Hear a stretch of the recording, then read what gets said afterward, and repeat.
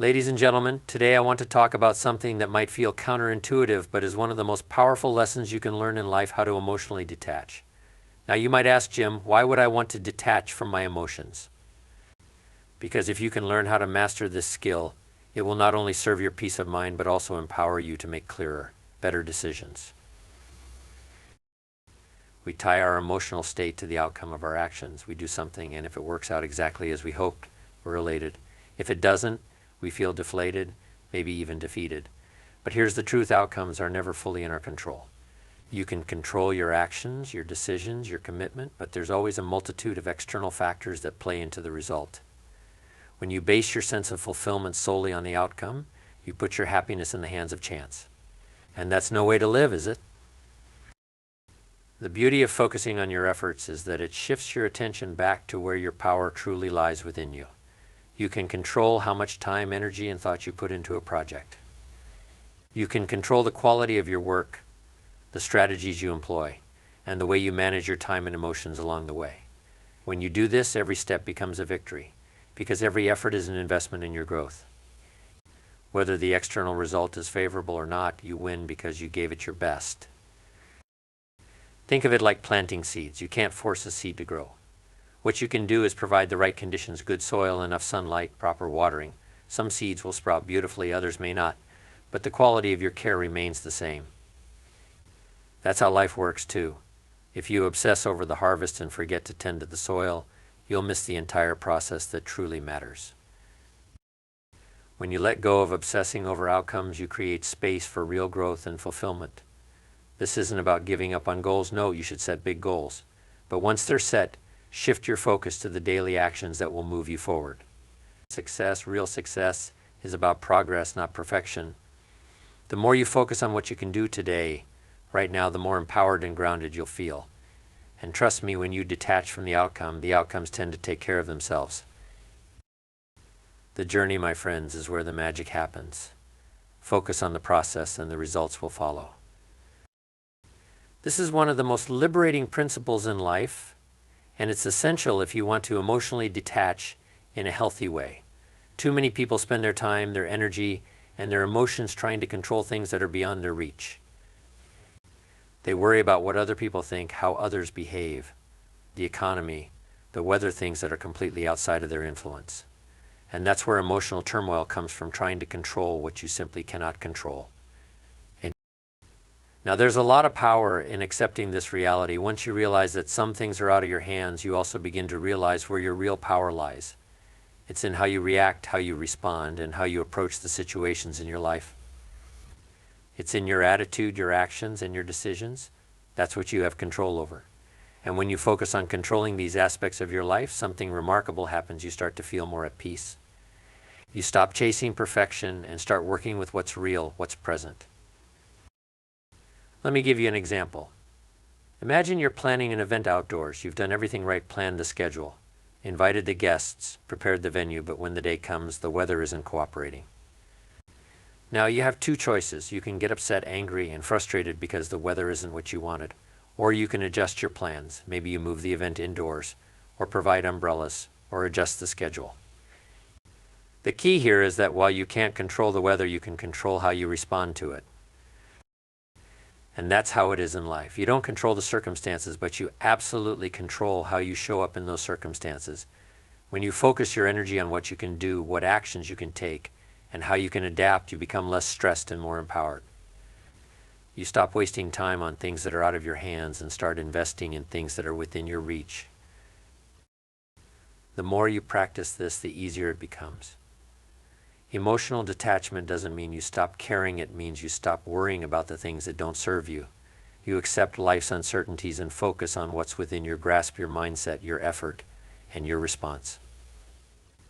That's where your true strength lies. Now, this is a powerful idea that can completely shift how you deal with difficult situations. You see, emotions are natural. They're part of the human experience, and they give us important information about ourselves and our environment. But here's the catch: while emotions are valid and worth acknowledging, they are not always the best guides for our actions. Too often, people mistake their feelings for facts. They think if I feel it, it must be true. But that's not always the case. Think of emotions as signals. They're like the dashboard lights in your car. When one of those lights comes on, it's telling you something, a warning, a need for attention, but it doesn't mean you should immediately panic or act irrationally. If your check engine light comes on, you don't just abandon the car, do you? No, you take it to a mechanic, get a better understanding of what's happening, and then take appropriate action. The same applies to your emotions. When you feel anger, frustration, or sadness, those feelings are telling you something important, but they don't always dictate the right course of action. So when emotions flare up, instead of reacting immediately, take a step back and ask yourself, what is this emotion trying to tell me? Is it highlighting something I need to address? Or is it based on fear, insecurity, or past experiences? By recognizing emotions as signals and not directives, you gain the ability to pause, reflect, and respond thoughtfully rather than being a slave to your feelings. Detaching from the impulse to act on every emotion gives you a level of emotional intelligence that is rare but incredibly valuable. You can acknowledge your feelings without letting them control your actions. And when you do that, you become a person who can handle adversity, challenge, and change with a calm, composed mindset. Adopt a mindset of abundance, not scarcity. You see, a lot of emotional attachment comes from a place of fear, the fear of loss, the fear of missing out, the fear that this might be your only shot. But when you operate from a mindset of scarcity, you cling too tightly to things, to people, and to outcomes because you're afraid there won't be more opportunities. This clinging, this desperation creates emotional stress and anxiety. It makes you feel like if you lose something, your world will crumble. But that's not true. When you adopt a mindset of abundance, you begin to realize that life is full of opportunities. If one door closes, another will open. If one relationship ends, there are other connections waiting to be made. If one project doesn't go as planned, there are countless others you can invest in. You start to see that life is not a zero-sum game where there are limited resources, but rather an ever-flowing stream of possibilities. This shift in mindset allows you to let go of things without fear. You stop gripping so tightly to outcomes because you understand that whatever happens, there's always more out there for you. Emotional detachment becomes easier because you know that the end of one chapter doesn't mean the end of the book, it just means you're moving to a new and potentially more exciting part of the story. This mindset gives you freedom. You're no longer paralyzed by the fear of loss. Instead, you become energized by the potential of what's next. That's the power of abundance thinking. It makes emotional detachment not just easier, but liberating. Balance compassion with boundaries. Now, one of the misconceptions about emotional detachment is that it means you stop caring, that you become cold or indifferent. But that's not true at all. You can care deeply for people and still practice emotional detachment by setting clear boundaries. Emotional detachment isn't about shutting yourself off from others. It's about protecting your own emotional well-being while still being compassionate and engaged. You see, when you don't set boundaries, you risk getting overwhelmed by other people's problems, emotions, and drama. You take on their stress, their worries, and you end up losing yourself in the process. Emotional detachment, when done right, means you can empathize with someone's situation, offer support, and be there for them without absorbing their emotional state. Think of it like standing on the shore watching someone swim in turbulent waters. You can throw them a life preserver. You can give them advice on how to swim to safety, but you don't have to jump in and drown with them. You help from a place of stability. Boundaries allow you to maintain your emotional health while still being a positive force in other people's lives. So when you balance compassion with boundaries, you give yourself the space to be there for others without losing yourself in their storms. You remain anchored strong and emotionally healthy. This allows you to be more effective both for yourself and for the people you care about. Emotional detachment is not about being distant. It's about being wise in how you manage your emotional energy. Accept that change is inevitable. One of the biggest sources of emotional attachment comes from the fear of change. We hold on to things, whether it's relationships, jobs, or even ideas, because we fear what might happen if we let go. But here's the truth, and it's a hard pill to swallow. Life is in a constant state of flux. Nothing stays the same forever, and the sooner you accept this, the more peace you will find. Change is a natural part of life. Seasons change, circumstances change, people change, and you too will change over time. When you resist change, you create internal friction. You fight against the flow of life, and that fight drains your energy. It causes stress, anxiety, and emotional turmoil because you're trying to hold on to things that are no longer meant for you. Now, I'm not saying that all change is easy or that we should just embrace it with open arms immediately. Some changes are tough. Losing a job, the end of a relationship, a major life transition, these can be incredibly difficult to deal with. But resisting the reality of change only prolongs the pain. When you accept that change is inevitable, you open yourself up to new possibilities. You stop clinging to the past and start making space for the future. One of the key ways to emotionally detach is to remind yourself that what was once important may no longer serve you. And that's okay. Just because something was good for you at one point in your life doesn't mean it will be good for you forever. People grow, circumstances evolve, and needs shift. Emotional detachment becomes easier when you understand that it's natural for things to change and that holding on too tightly to what once was can keep you from experiencing what could be. Think of a tree shedding its leaves in the fall. The tree isn't dying, it's preparing for new growth.